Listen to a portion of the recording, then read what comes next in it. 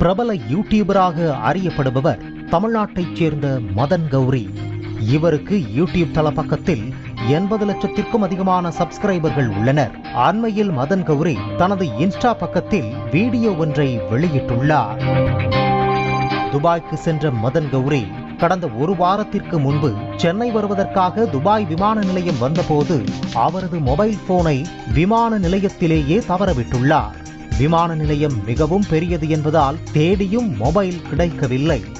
இது குறித்து விமான பணிப்பெண் ஒருவரிடம் தெரிவித்துள்ளார்.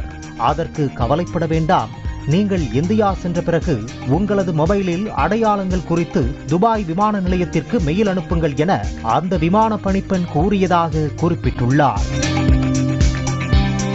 இனி எப்படி போன் கிடைக்கும் என நம்பிக்கை இல்லாமலேயே மதன் கௌரி தனது மொபைலின் மாடல், கலர் என அங்க அடையாளங்களை துபாய் விமான நிலையத்திற்கு மெயில் அனுப்பியதாக கூறப்படுகிறது.